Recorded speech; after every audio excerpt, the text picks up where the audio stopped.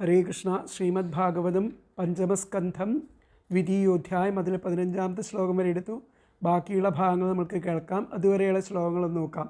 ഓം നമോ ഭഗവതേ വാസുദേവായ.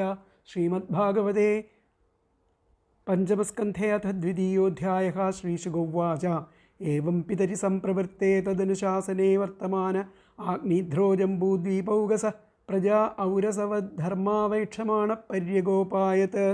സ ച കദാചിൽ പിതൃലോകകാമ സുരവരവനിതാ ക്രീഡാചലദ്രോണ്യാം ഭഗവന്തം വിശ്വസൃജാം പതിമാഭൃതപരിചര്യോപകരണ ആത്മൈകാഗ്രേണ തപസ്വ്യാരാധയാം ബഭൂവ. തദുപലഭ്യ ഭഗവാനാദിപുരുഷഃ സദസി ഗായന്തീം പൂർവജിക്തിം നാമാപ്സരസമഭിയാപയാമാസാം. സാ ച തദാശ്രമോപവനമതിരമണീയം വിവിധ നിബിഡവിടപി വിടപ നികടസംശ്ലിഷ്ടപുരടലതാരൂഢ സ്ഥലവിഹംഗമമിഥുനൈः പ്രോച്യമാനശ്രുതിഭിः പ്രതിബോധ്യമാന സലിലകുക്കുടകാരണ്ഡവകളഹംസാദിഭിർവിചിത്രമുപകൂജിതാമലാജലാശയ കമലാകരമുപബഭ്രാമാം. തസ്യാഹ സുലളിതഗമനപദവിന്യാസഗതിവിലാസായാശ്ചാനുപദം ഖണഖണായമാനരുചിരചരണാഭരണ സ്വനമുപാകർണ്യ നരദേവകുമാരഃ സമാധിയോഗേനാമീലിത നയന നളിനമുകുള ഈഷദ്വികചയ്യ വ്യചഷ്ടാം. താമേവാവിദൂരേ മധുകരീമിവ സുമനസ ഉപജിഘ്രന്തിം ദിവിജേ മനുജമനോനയനാഹ്ലാദദുഃഖൈർഗതിവിഹാരവ്രീഡാവിനയാവലോക സുസ്വരാക്ഷരാവയവൈർമനസി നൃണാം കുസുമായുധസ്യ വിദധതീം വിവരം. നിജമുഖവിഗളിതാമൃതാസവ സഹാസ ഭാഷണാമോദമദാന്ധമധുകരനികരോപരോധേന ദ്രുതപദവിന്യാസേന വൽഗുസ്പന്ദനസ്തന കലശകബരഭാരരശനം ദേവീം തദവലോകനേന വിവൃതാവസരസ്യ ഭഗവതോ മകരധ്വജസ്യ വശമുപനീതോ ജഡവദിതി ഹോവാചാം. കാത്വം ചികീർഷസി ച കിം മുനിവർയശൈലേ മായാസി കാപി ഭഗവൽപരദേവതായാ വിദ്യേ ബിഭർഷിതനുഷി സുഹൃദാത്മനോർത്ഥേ കിം വാ മൃഗാൻ മൃഗയസേ വിപിനേ പ്രമത്താൻ. ബാണാവിമൗ ഭഗവതശ്ശതപത്രപത്രൗ ശാന്താവപും ഖരുചിരാവതിദിഗ്മദന്തൗ. ബാണാവിമൗ ഭഗവതശ്ശതപത്രപത്രൗ ശാന്താവപും ഖരുചിരാവതിദിഗ്മദന്തൗ. കസ്മൈ യുയുങ്ക്ഷസി വനേ വിചരന്ന വിദ്മ ക്ഷേമായ നോ ജഡധിയാം തവ വിക്രമോസ്തു. ശിഷ്യാ ഇമേ ഭഗവതഃ പരിതഃ പഠന്തി ഗായന്തി സാമ സരഹസ്യമജസ്രമീശം യുഷ്മച്ഛിഖാവിലുളിതാ സുമനോഭിവൃഷ്ടി സർവേ ഭജന്തൃഷിഗണാ ഇവ വേദശാഖാ. വാചം പരം ചരണപഞ്ജരതിത്തിരീണാം ബ്രഹ്മന്നരൂപമുഖരാം ശൃണുവാമ തുഭ്യം. ലബ്ധാ കദംബരുചിരംഗവിഡംഗബിംബേ യസ്യാമലാദപരിധി ക്വചവത്കലം തേ. കിം സംഭൃതം രുചിരയോർദ്വിജശൃംഗയാസ്തേ മധ്യേ കൃശോ വഹസി യത്ര ദൃശി ശ്രിതാമേ. പങ്കോരുണ സുരഭിരാത്മവിഷാണ ഈദൃഗ്യേനാശ്രമം സുഭഗതേ മേ സുരഭീകരോഷി. ലോകം പ്രദർശയ സുഹൃത്തമതാവകം മേ യത്രത്യയിത്തമുരസാവയവാവപൂർവൗ. അസ്മദ്വിധസ്യ മന ഉന്നയനൗ ബിഭർത്തി ബഹ്വദ്ഭുതം സരസരാസസുധാദിവക്ത്രേ. കാവാത്മവൃത്തിരദനാദ്ധവിരംഗവാദിവിഷ്ണോഃ കലാസ്യ നിമിഷോന്മകരൗചകർണൗ ഉദ്വിഗ്നമീനയുഗളം ദ്വിജപങ്ക്തിശോചി ആസന്നഭൃംഗനികരം സരയിന്മുഖം തേ. യോऽസൗ त्वया करसरोजहदपतङ्गो दिक्षुभ्रमन् भ्रमद जयदेक्षिणी मे मुक्तं न ते स्मरसि വക്രജടാവരൂഥം കഷ്ടോനിലോഹരതി ലംബട ഏഷ നീവീം. അടുത്ത ശ്ലോകമാണ് എടുക്കാനുള്ള 15-ാമത്തെ. രൂപം തപോധന തപശ്ചരതം തപോഘ്നം ഹ്യേതത്തു കേന തപസാ ഭവതോപലബ്ധം ചർത്തും തപോർഹസി മയാ സഹ മിത്രമഹ്യം കിം വാ പ്രസീദതി സ വൈ ഭവഭാവനോ മേ. രൂപം തപോധന തപശ്ചരതം തപോഘ്നം ഹ്യേതത്തു കേന തപസാ ഭവതോപലബ്ധം ചർത്തും തപോർഹസി മയാ സഹ മിത്രമഹ്യം കിം വാ പ്രസീദതി സ വൈ ഭവഭാവനോ മേ. അല്ലയോ മഹർഷിയായിട്ടാണ് അദ്ദേഹത്തിന് തോന്നിയത് ആ പൂർവജിത്തിയെ. അപ്പം പറയുകയാണ്, അല്ലയോ മഹർഷേ, ആ തപസ് ചെയ്യുന്നവരുടെ ആ തപസ്സിനെ മുടക്കണ ആ ഈ സ്വരൂപം ഏതു തപസ്സാലാണ് അങ്ങയാൽ ഉപലബ്ധമായിരിക്കുന്നത്? ഈ തപസ്സിനെ മുടക്കാൻ പറ്റിയ ഈ സ്വരൂപത്തെ അങ്ങയുടെ ഏത് തപസ്സിനാലാണ് അങ്ങക്ക് ലഭ്യമായത്? അല്ലയോ മിത്രമേ, അങ്ങയാകട്ടെ എന്നോടൊപ്പം തപസ് ആചരിപ്പാൻ അർഹിക്കുക തന്നെ ചെയ്യുന്നു, എൻ്റെ കൂടെ തപസ് ചെയ്യാൻ അർഹിക്കുന്നു. ആ സൃഷ്ടികർത്താവാകട്ടെ എന്നിൽ പ്രസാദിക്കുന്നു. സൃഷ്ടികർത്താവ് എന്നിൽ പ്രസാദിച്ചിട്ടാണല്ലോ അങ്ങ് എൻ്റെ അടുത്തേക്ക് വന്നിരിക്കുന്നത്. അങ്ങനെ തന്നെയല്ലേ എന്ന് ചോദിക്കുകയാണ്. രൂപം തപോധന തപശ്ചരതാം തപോഘ്നം. അങ്ങയുടെ ഈ തപോധനൻ്റെ രൂപം എന്ത് തപസ് ചെയ്തിട്ടാണ് അങ്ങേക്ക് കിട്ടിയത്? ഹേതത്തു കേന തപസ ഭവതോപലബ്ധം അങ്ങേക്ക് കിട്ടിയത്? ചർത്തും തപോർഹസി മയാ സഹമിത്ര മഹ്യം. എൻ്റെ കൂടെ തപസ് ചെയ്യാൻ അങ്ങ് അർഹനാണ്. സഹമിത്രമഹ്യം കിം വാ പ്രസീദതി സ വൈ ഭവഭാവനോ മേ. ആ വിധാതാവ് എന്നിൽ പ്രസാദിച്ചിട്ട് ആണ് അങ്ങയെ ഇങ്ങോട്ട് പറഞ്ഞിരിച്ചിരിക്കുന്നതെന്ന് പറയുകയാണ്. അപ്പോൾ ഹേ തപോധന, അല്ലയോ മഹർഷേ, തപഹച്ചരതാം, തപസ് ചെയ്യുന്നവരുടെ തപോഘ്നം, തപസ്സിനെ മുടക്കുന്ന ഏതദ്രൂപം, ഈ സ്വരൂപം, കേന തപസ, ഏതു തപസ്സാലാണ് ഭവത അങ്ങയാൽ ഉപലബ്ധം ലഭ്യമായത്? മിത്ര, അല്ലയോ മിത്രമേ, ത്വം തു അങ്ങാകട്ടെ മയാസഹ എന്നോടൊപ്പം തപസ് ചർത്തും ആചരിപ്പാൻ അർഹസി ഹി അർഹിക്കുക തന്നെ ചെയ്യുന്നു. സഹ ആ ഭവഭാവനഃ വൈ ആ സൃഷ്ടികർത്താവാകട്ടെ മേ എന്നിൽ പ്രസാദിക്കുന്നു. കിം വാ അങ്ങനെ തന്നെയല്ലേ ചോദിക്കുകയാണ്. ഒന്നുകൂടി നോക്കാം നമുക്കത്തെ പദങ്ങൾ.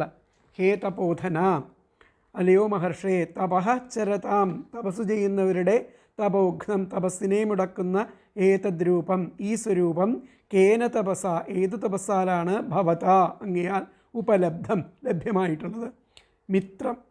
മിത്ര അല്ലയോ മിത്രമേ, ത്വം തു അങ്ങാകട്ടെ മയാസഹ എന്നോടൊപ്പം തപസ് ചർത്തും എന്നോടൊത്ത് തപസ് ആചരിപ്പാൻ അർഹസിഹി അർഹിക്കുക തന്നെ ചെയ്യുന്നു.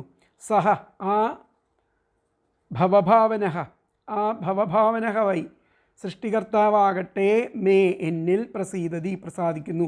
കിം വാ അങ്ങനെ തന്നെയല്ലേ എന്നാണ് ചോദിച്ചത്. ഒന്നുകൂടി അതിലത്തെ ആ അന്വയം നോക്കാം. ഹേ തപോധന തപഹച്ചരതാം തപോഘ്നം ഏതദ്രൂപം കേന തപസാ ഭവതാ ഉപലബ്ധം. മിത്ര ത്വം തു മയാ സഹ തപഹച്ചർത്തും അർഹസി ഹി. സഹ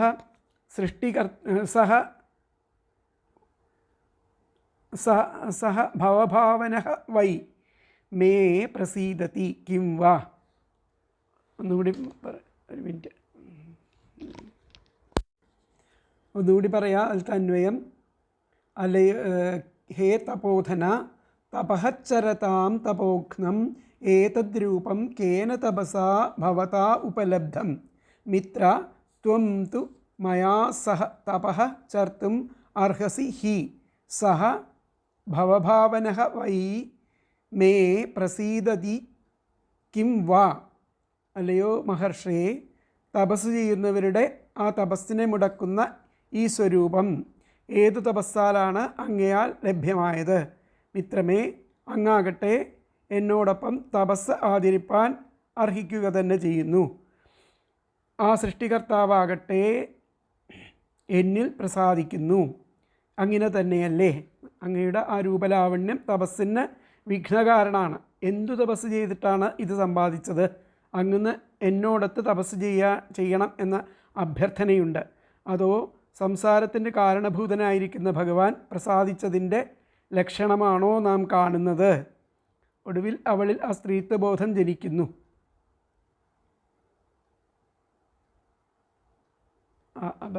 പ്രിയവ്രതൻ്റെ മകൻ ആഗ്നിധ്രൻ്റെ ആ പൂർവജിത്തിയെ കണ്ടിട്ടുള്ള ആ വിവരണങ്ങളാണ്. അപ്പോൾ നമുക്ക് നോക്കാം. ത്വയാ കരസരോജഹതഃ അത് പറഞ്ഞു അല്ല, ഹേ തപോധന തപശ്ചരതാം തപോഘ്നം ഏതദ്രൂപം ഭവതാ കേന തപസാ ഉപലബ്ധം. തപസ്സു തന്നെ ധനമായിട്ടുള്ള പുണ്യാത്മാവേ, തപസ്വികളുടെ തപസ്സിനെ നശിപ്പിക്കത്തക്കവണ്ണം അത്ര സുന്ദരമായ രൂപം അങ്ങയാൽ എന്തു തപസ്സുകൊണ്ടാണ് പ്രാപിക്കപ്പെട്ടത്? മഹ്യം മിത്ര, എൻ്റെ സുഹൃത്തെ, മയാ സഹ തപഃ ചർത്തും അർഹസി, എൻ്റെ സ്നേഹിത, അങ്ങ് എന്നോടുകൂടി തപസ് ചെയ്യുവാൻ അർഹനാകുന്നു. ഭവഭാവനഃ സമേ കിം വാ പ്രസീദതി, ആ സൃഷ്ടികർത്താവായിരിക്കുന്ന സൃഷ്ടി വിസ്താരകൻ ആയിരിക്കുന്ന ആ ഈശ്വരൻ സഹ മേ കിം വാ പ്രസീദതി, എൻ്റെ നേരെ പ്രസാദിക്കുമോ ഉള്ളതാണ് അതിലെ ചോദ്യം. അപ്പോൾ നമുക്ക്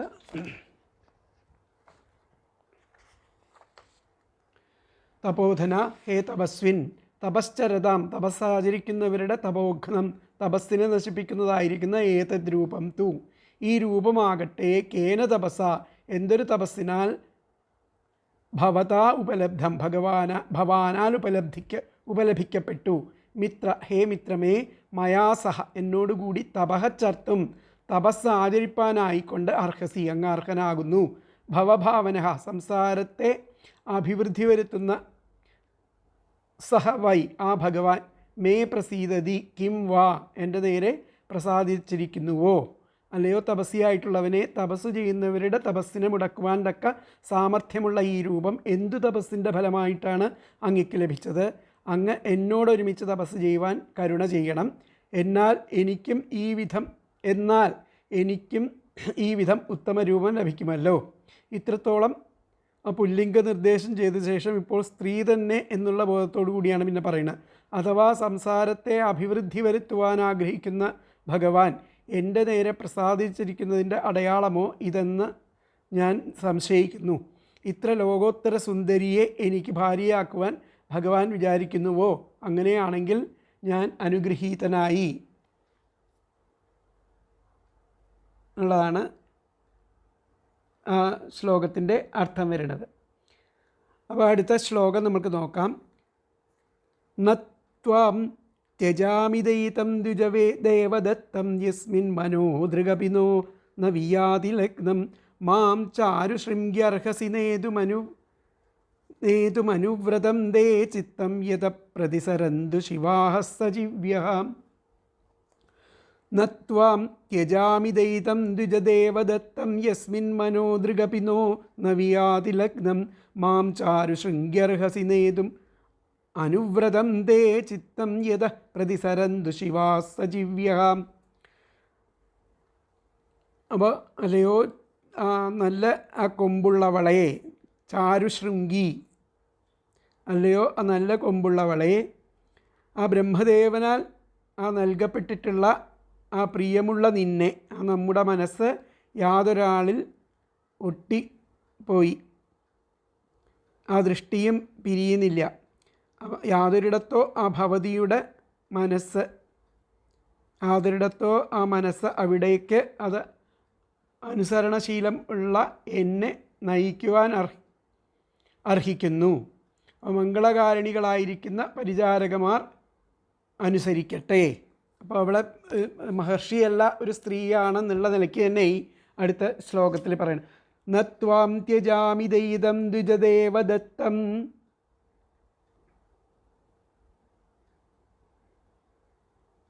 ബ്രഹ്മാവിനാൽ നൽകപ്പെട്ടിരിക്കുന്ന ആ പ്രിയം ഉള്ള നിന്നെ, നമ്മുടെ മനസ്സ് നിന്നെ വിട്ടുപോകാൻ തോന്നുന്നില്ല.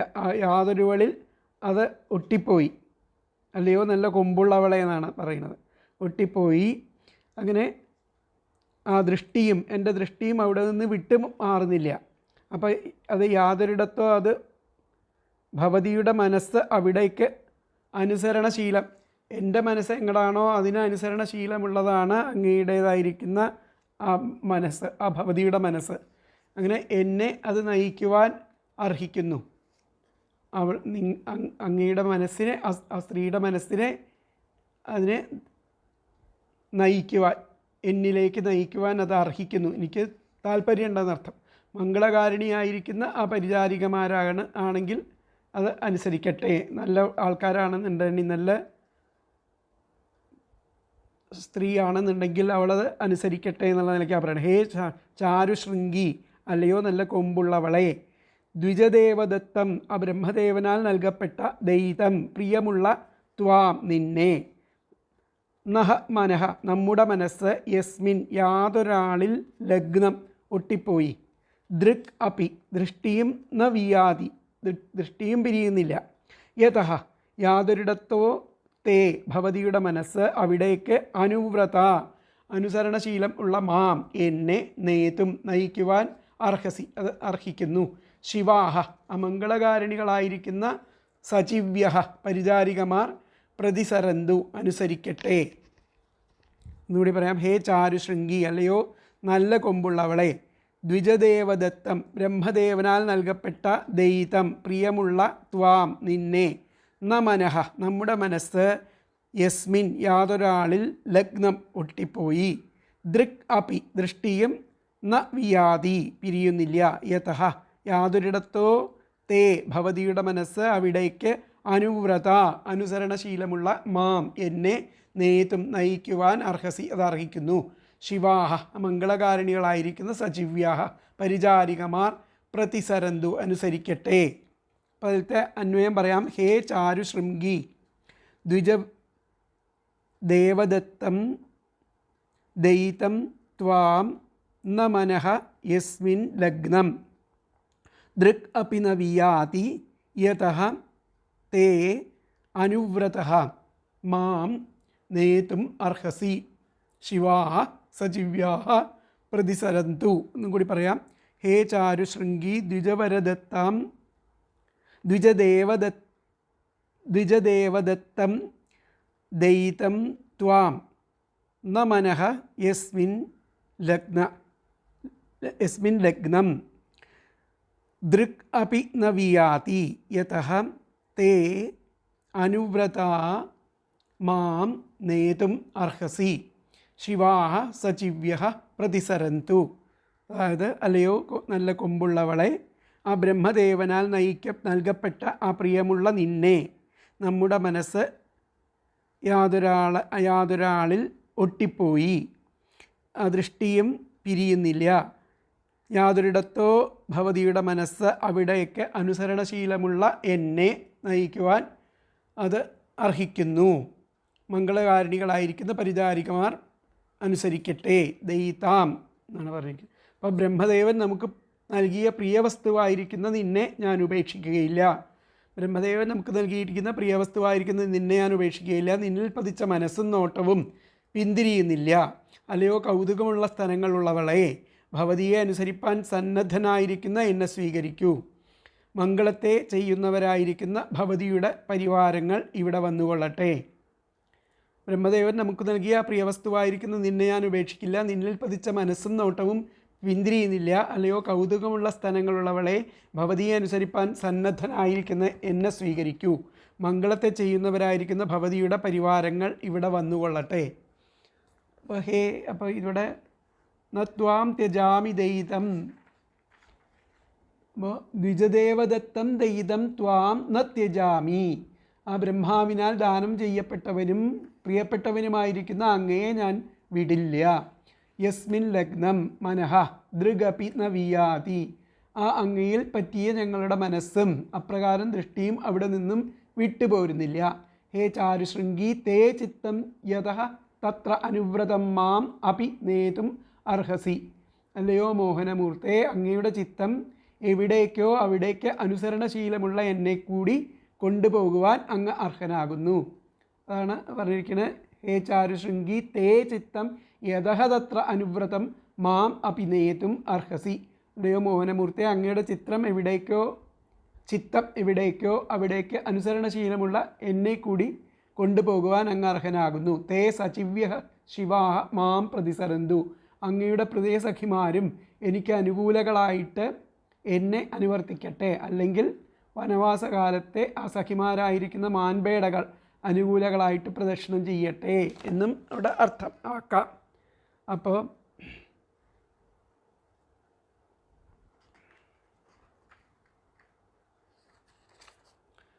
യസ്മിൻ യാതൊന്നിൽ ലഗ്നം മനഃ ദൃക് അപ്പി പറ്റിയ മനസ്സും നേത്രവും ന വിയാതി വേർപെടുന്നില്ലയോ.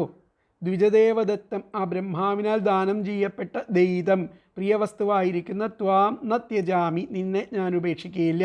ചാരുശൃംഗി ഹേ മനോഹരസ്തനി തേ ചിത്തം നിൻ്റെ ആ മനസ്സ് യതഃ എവിടെയോ അവിടെ അനുവ്രതം മാം അനുസരിക്കുന്ന എന്നെ നേതും കൊണ്ടുപോകാനായിട്ട് അർഹസി നീ അർഹിക്കുന്നു.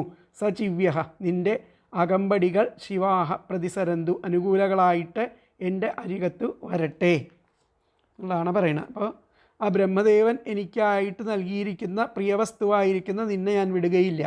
എൻ്റെ മനസ്സും നേത്രവും നിന്നിൽ ആസക്തമായിരിക്കുന്നു. അത് രണ്ടും എൻ്റെ സ്വാധീനത്തിൽ വരുന്നില്ല. അതുകൊണ്ട് ഹേ ചാരുസ്തനി, രണ്ട് കൊമ്പുകൾ എന്ന് പറയുന്ന ആ സ്ഥലങ്ങളെയാണ്. ചാരുസ്തനി നിൻ്റെ മനസ്സ് എന്തിനെ ആഗ്രഹിക്കുന്നുവോ അതിനനുസരിക്കുന്ന എന്നെ നിന്നോടുകൂടി യോജിപ്പിക്കേണ്ടത് നിൻ്റെയും ധർമ്മമാകുന്നു. നിൻ്റെ ഒരുമിച്ചുള്ളവരെല്ലാവരും അനുകൂലികളായിട്ട് എൻ്റെ അരികത്ത് വന്നുകൊള്ളട്ടെ എന്നുള്ളതാണ് ആ ശ്ലോകത്തിൽ പറയുന്നത്. അപ്പോൾ അടുത്ത ശ്ലോകം നമുക്ക് നോക്കാം. അടുത്ത ശ്ലോകം 17. ശ്രീശുക ഉവാചാം ഇതിലലനാനുനയനാദിവിശാരദോ ഗ്രാമ്യവൈദഗ്ധ്യയാ പരിഭാഷയാ താം വിബുധവധൂം വിബുധമധിരധി സഭാജയാമാസാം. ഇതി ലലനാനുനയനാദിവിശാരദോ ഗ്രാമ്യവൈദഗ്ധ്യയാ പരിഭാഷയാ താം വിബുധവധൂം വിബുധമതിരധിസഭാജയാമാസാം. സ്ത്രീകളെ വശീകരിക്കാൻ അതിസമർത്ഥനായിരിക്കുന്ന അഗ്നിധ്രൻ ആ വിഷയഭോഗാസക്തിയെ വിദഗ്ധമായിട്ട് പ്രതിപാദിക്കുന്ന രീതിയിൽ പറഞ്ഞ് ആ ദേവസ്ത്രീ ആയിരിക്കുന്ന അവളെ വേണ്ട പോലെ ആദരിച്ചു. ഇതി ലലനാനുനയാതി വിശാരദോ സ്ത്രീകളെ വശീകരിക്കാൻ അതിസമർത്ഥനായിരിക്കുന്ന അഗ്നിധ്രൻ അർത്ഥം. ഗ്രാമ്യവൈദഗ്ധ്യയാ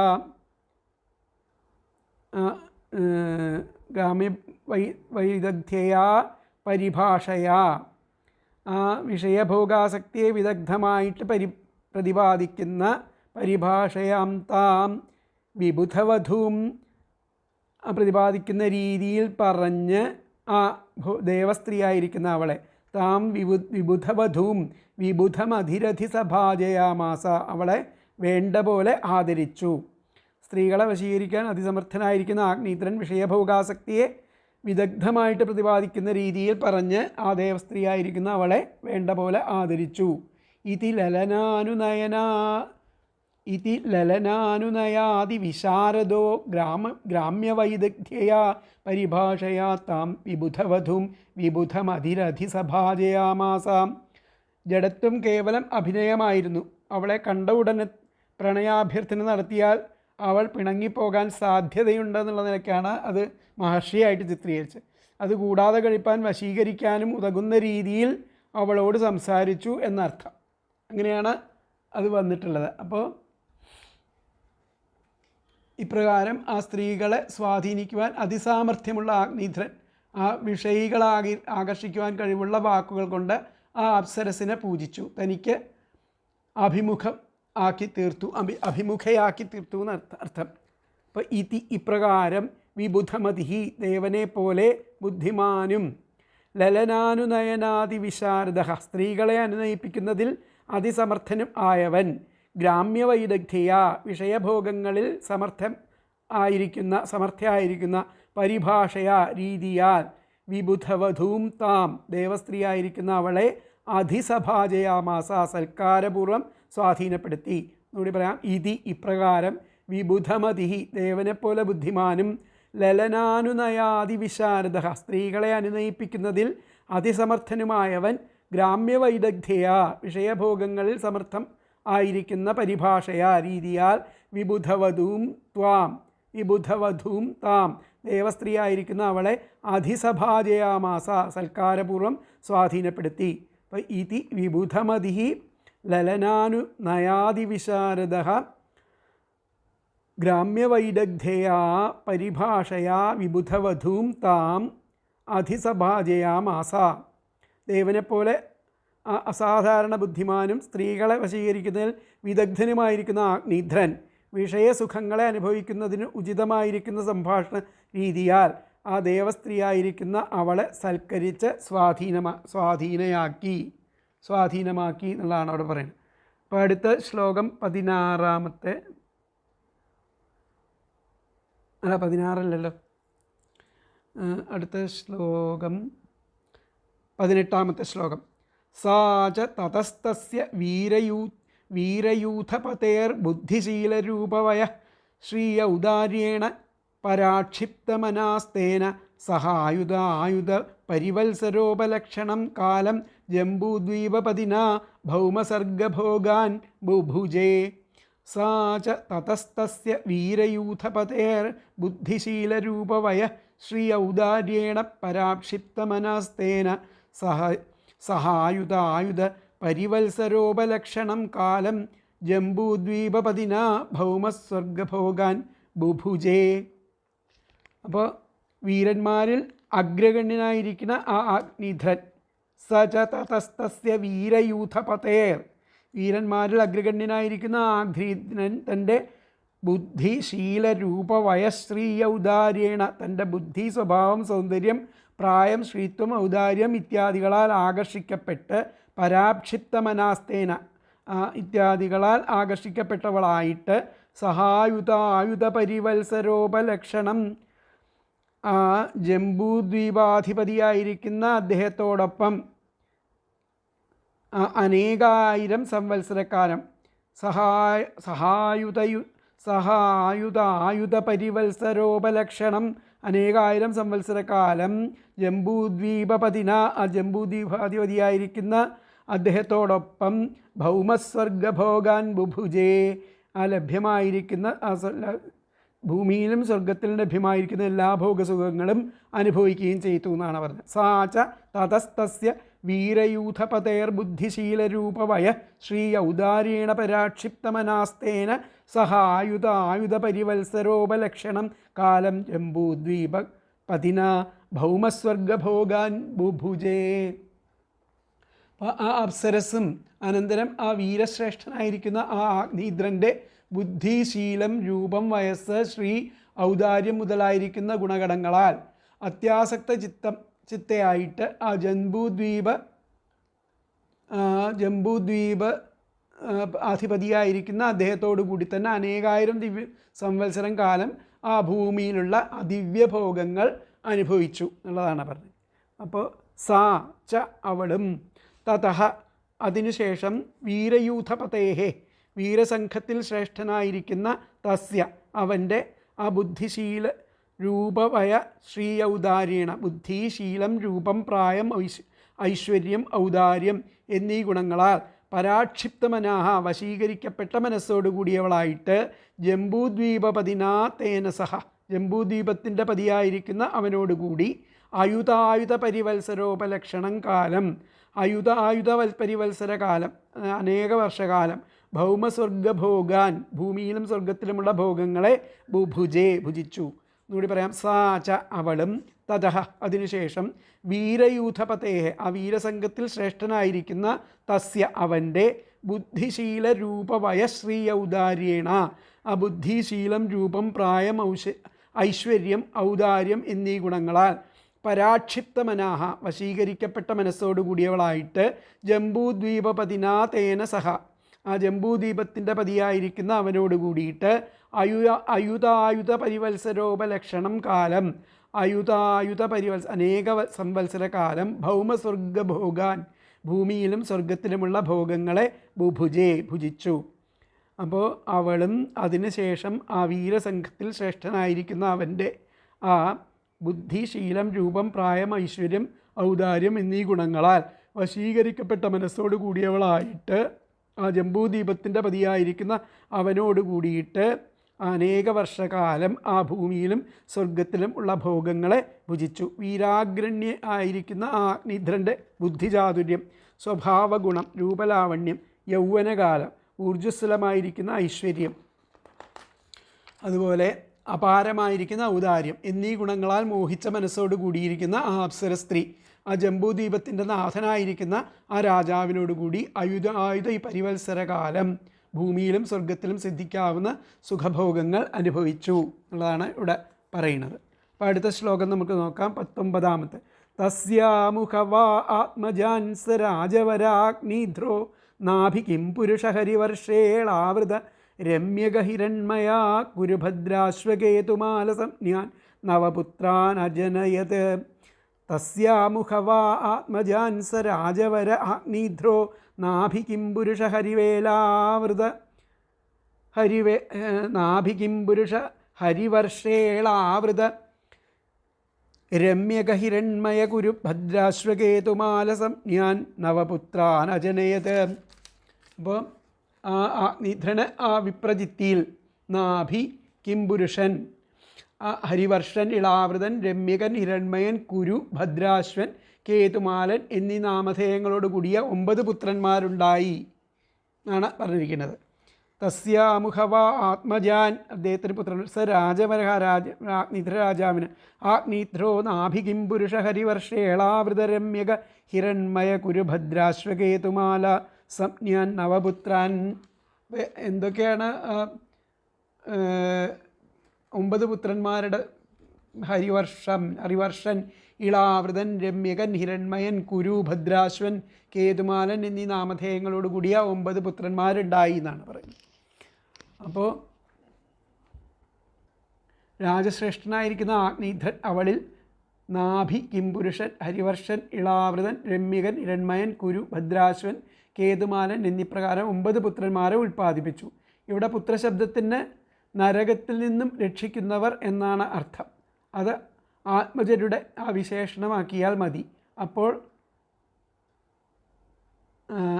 അങ്ങനെയാണ് വിശേഷണമാക്കി തീർത്താൽ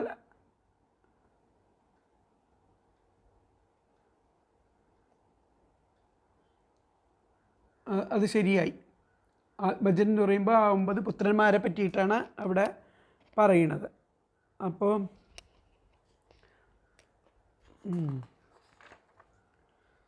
സ രാജവരഹ അഗ്നിധ്രഹ, ആ രാജശ്രേഷ്ഠനായിരിക്കുന്ന അഗ്നിധ്രൻ, തസ്യാം അവളിൽ, നവ ആത്മജാൻ 9 പുത്രന്മാരെ അജനയത് ഉൽപ്പാദിപ്പിച്ചു.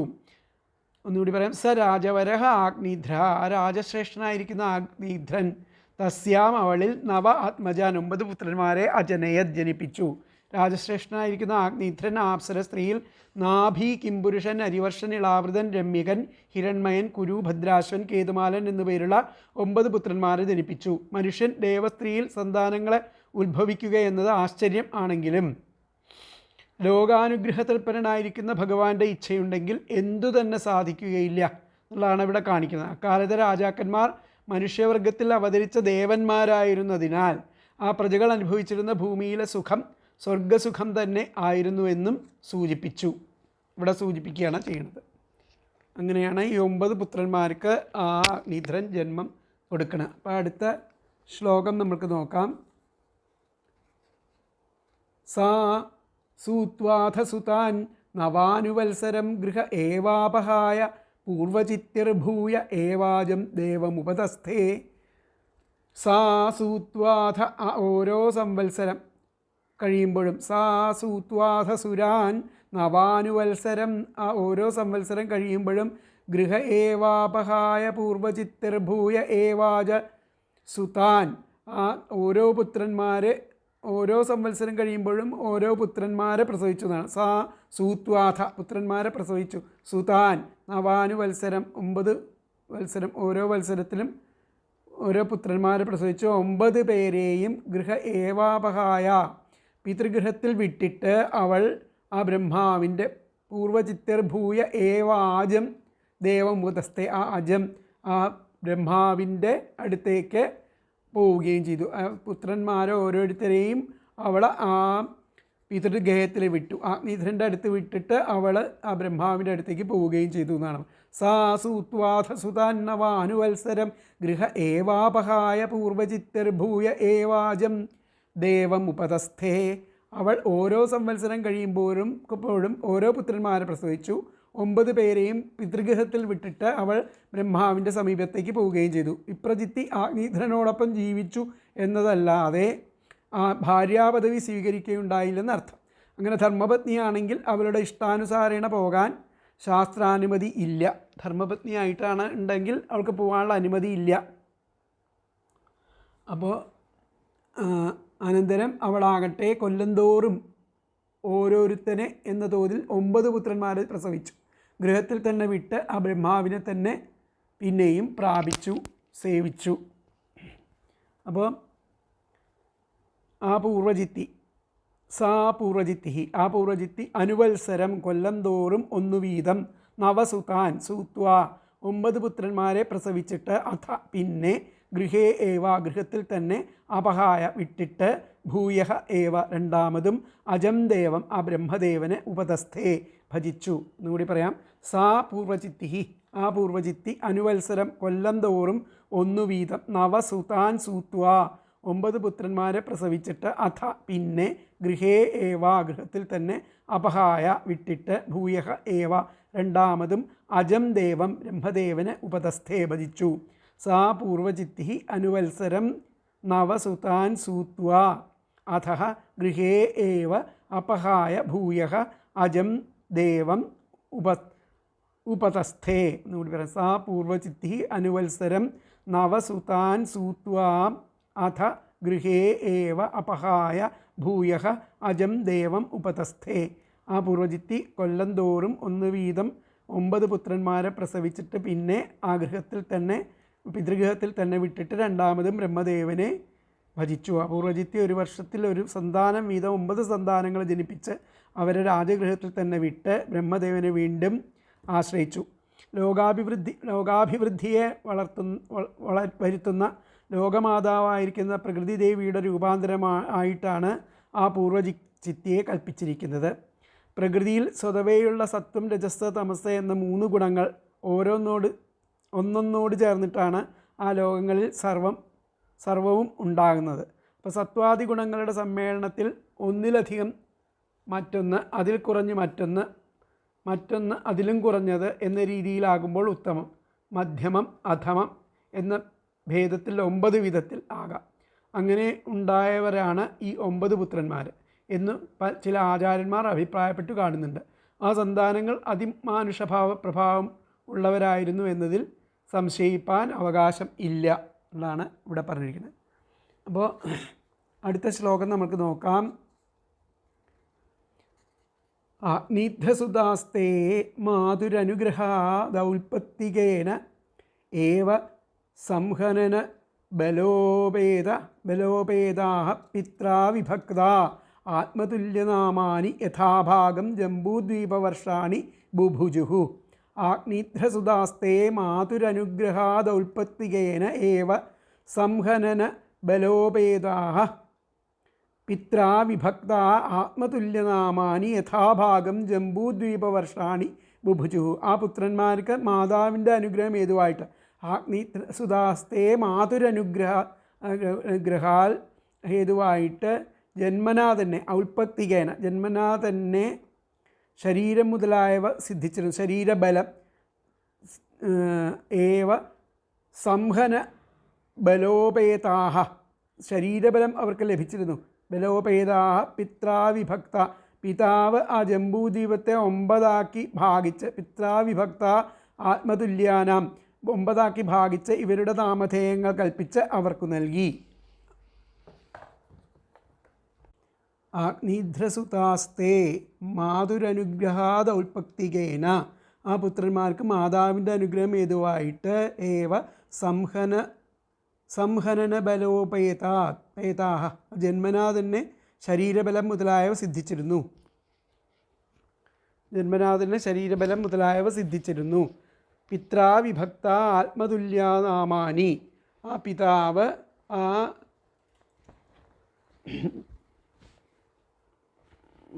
ജംബൂദ്വീപത്തെ 9 വിഭജിച്ചിട്ട് ഇവരുടെ ആ നാമധേയങ്ങൾ കൽപ്പിച്ചിട്ട് അവർക്ക് ആ ഓരോരോ സ്ഥലങ്ങളെയും അദ്ദേഹം പിതാവ് ഭരിക്കാൻ വേണ്ടിയിട്ട് കൊടുത്തു എന്നുള്ളതാണ് പറഞ്ഞത്. ആ പുത്രന്മാർക്ക് മാതാവിൻ്റെ അനുഗ്രഹം ഏതുവായിട്ട് ജന്മനാ തന്നെ ശരീരബലം മുതലായവ സിദ്ധിച്ചിരുന്നു. പിതാവ് ജംബൂദ്വീപത്തെ 9 ഭാഗിച്ചു. ഇവരുടെ നാമധേയങ്ങൾ കൽപ്പിച്ച് അവർക്ക് നൽകി. ഭദ്രാശ്വാദികളുടെ സ്ഥാനം പ്രഥമസ്കന്ധം 16 വ്യാഖ്യാനത്തിൽ ഉണ്ട്. ഈ 9 അടങ്ങിയിരിക്കുന്ന ജംബൂദ്വീപമാണ് ഇന്ന് നാം കാണുന്ന ഈ ഭൂപ്രദേശം എന്ന ആ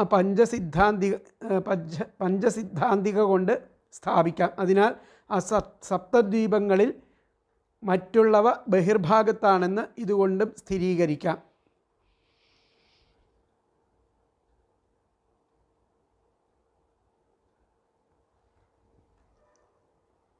അപ്പോൾ ഇവിടെ പറഞ്ഞിരിക്കുന്നത് ഒന്നും കൂടി നോക്കാം. ആഗ്നീധ്രസുതഃ തേ, ആ ആഗ്നീധ്രപുത്രന്മാരായിരിക്കുന്ന അവർ, മാതുഹു അനുഗ്രഹാത്, മാതാവിൻ്റെ അനുഗ്രഹം ഹേതുവായിട്ട്, ഔത്പത്തികേന ഏവ, ജന്മത്താൽ തന്നെ, സംഹനനബലോപേതാഹ, ശരീരദാർഢ്യവും ബലവുമുള്ളവരായിട്ട്, പിത്രാ വിഭക്താഹ, ആ പിതാവിനാൽ വിഭജിക്കപ്പെട്ടവരായിട്ട്, ആത്മതുല്യനാമാനി, അസ്വനാമധേയ തുല്യമായിരിക്കുന്ന നാമത്തോടു കൂടിയിരിക്കുന്ന ജംബൂദ്വീപവർഷാണി, ആ ജംബൂദ്വീപവർഷങ്ങളെ യഥാഭാഗം ഭാഗം അനുസരിച്ച് ബുഭുജുഹു അനുഭവിച്ചു. എന്നൂടെ പറയാം. ആഗ്നീധ്രസുതാഹ തേ, ആഗ്നീധ്രപുത്രന്മാരായിരിക്കുന്ന അവർ, മാതുഹു അനുഗ്രഹാത്, മാതാവിൻ്റെ അനുഗ്രഹം ഹേതുവായിട്ട്, ഔത്പത്തികേന ഏവ, ആ ജന്മത്താൽ തന്നെ, സംഹനനബലോപേതാഹ, ശരീരദാർഢ്യവും ബലവും ഉള്ളവരായിട്ട്, പിതാഹ വിഭക്താഹ, ആ പിതാവിനാൽ വിഭജിക്കപ്പെട്ടവരായിട്ട്, ആത്മതുല്യനാമാനി, അസ്വനാമധേയ തുല്യമായിരിക്കുന്ന നാമത്തോടു കൂടിയിരിക്കുന്ന ജംബൂദ്വീപവർഷാണി, ജംബൂദ്വീപവർഷങ്ങളെ യഥാഭാഗം ഭാഗം അനുസരിച്ച് ബുഭുജുഹു അനുഭവിച്ചു. അപ്പോൾ ആഗ്നീധ്രസുതാഹ മാതുഹു അനുഗ്രഹാത് ഔത്പത്തികേന ഏവ സംഹനനബലോപേതാ പിത്രാ വിഭക്താഹ ആത്മതുല്യനാമാനി ജംബൂദ്വീപവർഷാണി യഥാഭാഗം ബുഭുജേ. അതായത് ആ അഗ്നിപുത്രന്മാരായിരിക്കുന്ന അവർ, ആ മാതാവിൻ്റെ അനുഗ്രഹം ഹേതുവായിട്ട്, ആ ജന്മത്താൽ തന്നെ ആ ശരീരദാർഢ്യവും ബലവുമുള്ളവരായിട്ട്, ആ പിതാവിനാൽ വിഭജിക്കപ്പെട്ടവരായിട്ട്, ആ സ്വനാമധേയ തുല്യമായിരിക്കുന്ന നാമത്തോടു കൂടിയിരിക്കുന്ന ജംബൂദ്വീപവർഷങ്ങളെ യഥാഭാഗം ഭാഗം അനുസരിച്ചിട്ട് അനുഭവിച്ചു. ആഗ്നീധ്രസുതാഹ തേ മാതുഹു അനുഗ്രഹാത് ഔത്പത്തികേന ഏവ സംഹനനബലോപേതാഹ പിത്രാ വിഭക്താ ആത്മതുല്യനാമാനി ജംബൂദ്വീപവർഷാണി യഥാഭാഗം ബുഭുജുഹു. നാഭി മുതലായിരിക്കുന്ന ആ ആഗ്നീധ്രപുത്രന്മാർ, ദേവസ്ത്രീയായിരിക്കുന്ന ആ അമ്മയുടെ അനുഗ്രഹത്താൽ ജന്മം മുതൽക്ക് തന്നെ ആ ശരീരദാർഢ്യവും ശക്തിയും ഉള്ളവരായിരുന്നു. ആ പ്രാപ്തന്മാരായിരിക്കുന്ന അവരെ പിതാവായിരിക്കുന്ന ആഗ്നീധ്രൻ ജംബൂദ്വീപത്ത് 9 ഭാഗമാക്കിയിട്ട് ഓരോ ഖണ്ഡത്തിലെ അധിപന്മാരായിട്ട് നിശ്ചയിച്ചു. പുത്രന്മാരുടെ ആ നാമധേയങ്ങളിൽ തന്നെ അവരുടെ ആ ഭൂഭാഗങ്ങളെയും പേര് കൽപ്പിച്ചു. പിതൃനിശ്ചയാനുസരണം ആ തർക്കം കൂടാതെ ആ ഭാഗങ്ങളെ യഥാവിധി പരിഹരിക്കുകയും രാജഭോഗം ഭുജിക്കുകയും ചെയ്തു.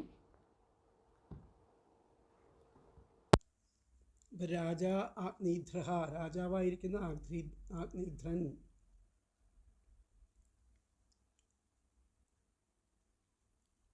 കാമാനാം ഇല്ലല്ലോ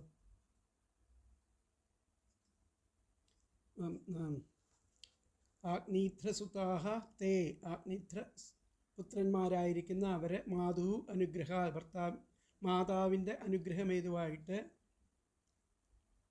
ഔത്പത്തികേന ഏവ, ആ ജന്മത്താൽ തന്നെ, സംഹനന ബലോപേതാഹ, ശരീരദാർഢ്യവും ബലവുമുള്ളവരായിട്ട്, പിത്രാ വിഭക്താഹ, പിതാവിനാൽ വിഭജിക്കപ്പെട്ടവരായിട്ട്, ആത്മതുല്യനാമാനി, സ്വനാമധേയ തുല്യമായിരിക്കുന്ന നാമത്തോടു കൂടിയ ജംബൂദ്വീപവർഷാണി, ജംബൂദ്വീപവർഷങ്ങളെ യഥാഭാഗം ആ ഭാഗം അനുസരിച്ച് ബുഭുജെ അനുഭവിച്ചു.